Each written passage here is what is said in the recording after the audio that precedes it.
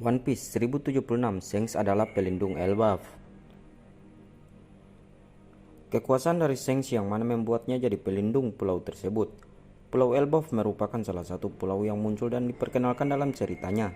Sejauh ini meskipun sering disebutkan dalam cerita, namun Oda Sensei masih belum banyak memberikan informasi terkait pulaunya. Banyak fans yang berharap jika Elbaf akan jadi pulau selanjutnya yang akan dikunjungi oleh kru topi jerami pasca negara Wano. Namun, kemudian Oda menghadirkan kejutan di mana mereka justru pergi ke pulau lain, sedangkan kelompok bajak laut lainnya yang pergi ke pulau tersebut. Berkaitan dengan Pulau Elbaf, ada sebuah teori menarik di mana sosok Shanks diduga adalah pelindung pulau tersebut. Disadari atau tidak, di sepanjang cerita One Piece, sosok Shanks jadi satu-satunya Yonko yang masih belum diketahui di mana wilayah kekuasaannya. Bahkan kita juga tidak tahu apakah Shanks memiliki sebuah wilayah kekuasaan. Seperti yang pernah dibahas dalam artikel sebelumnya, salah satu syarat menjadi seorang Yonko atau salah satu dari 4 penguasa samudra adalah memiliki wilayah kekuasaan. Selain kekuatan dahsyat, Yonko juga terlibat dalam sistem politik yang ada di bawah world government dan wilayah kekuasaan termasuk di dalamnya.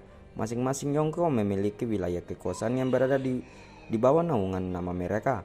Biasanya, wilayah-wilayah yang tidak sanggup untuk melindungi diri mereka sendiri dari ancaman akan meminta bantuan para Yonko dengan mengajukan imbalan. Contohnya adalah sebelum tewas Whitebeard sempat menjadi pelindung pulau manusia ikan. Namun, kemudian Big Mom mengambil alih wilayah tersebut pasca kematiannya. Dalam art pulau manusia ikan, Luffy pun kemudian merebut kembali pulau tersebut dengan mengatakan bahwa pulaunya berada dalam kekuasaannya. Dan Wano yang paling baru, Blackbeard memiliki wilayah kekuasaan di Pulau Hachinosu yang juga menjadi markas mereka. Bagi juga ternyata memiliki wilayah kekuasaan di New World yang bernama Karaibari. Pulau tersebut memiliki sebuah kota yang bernama Bagi Town. Bagaimana dengan Shanks? Sampai sekarang Oda Sensei masih belum memberikan informasi apapun terkait dengan wilayah kekuasaan Shanks.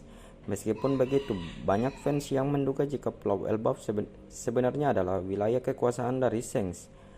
Lalu, apa saja hal yang dianggap sebagai bukti jika Elbaf adalah wilayah yang berada di bawah pelindungan Shanks? Teorinya sendiri menyebutkan ada beberapa poin menarik yang kemudian muncul. Misalnya, ada kesamaan tema antara para penduduk Pulau Elbaf dan juga Shanks. Berdasarkan dari apa yang diperlihatkan oleh Oda Sensei sejauh ini tentang suku raksasa di Pulau Elbaf, banyak yang meyakini jika Oda Sensei terinspirasi dari para penjelajah Viking. Selain itu, mereka juga meyakini jika karakter Shanks sebenarnya terinspirasi dari bajak laut asli yang berasal dari Norwegia, yaitu Rakam, Calico, Jack, dan Eric the Rat. Hal ini berdasarkan adanya beberapa hal yang sama antara Jack dan Shanks yang bisa dilihat dari gambar bajak lautnya. Sedangkan untuk elemen Eric the Rat yang menginspirasi Shanks adalah penampilannya dan juga kapalnya.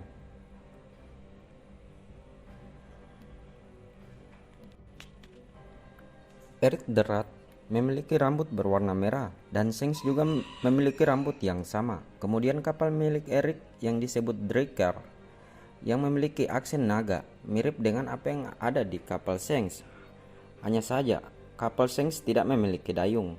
Shanks juga dianggap terinspirasi dari dewa mitologi Nordik, Gottir.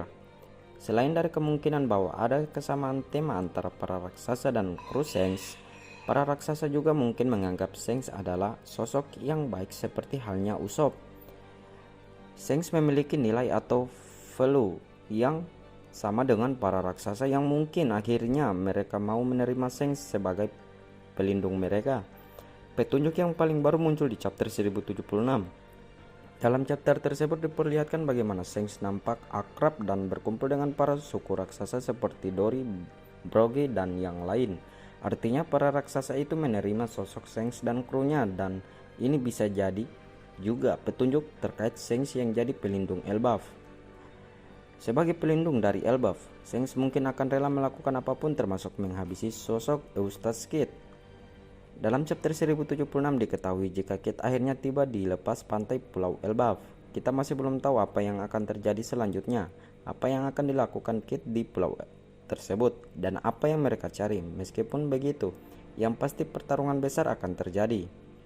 Pertarungan besar yang mungkin terjadi adalah Eustace Kid melawan Shanks dan krunya, atau mungkin Kid berhadapan dengan Shanks dan seluruh Pulau Elbaf. Ada beberapa alasan mengapa hal ini kemungkinan besar terjadi. Pertama, Kid adalah bajak laut yang gemar membuat onar.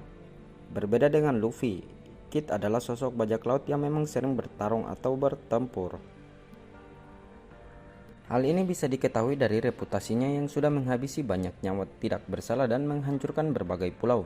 Artinya, bukan hal mustahil jika kemudian Kid melakukan hal yang sama di Elbaf.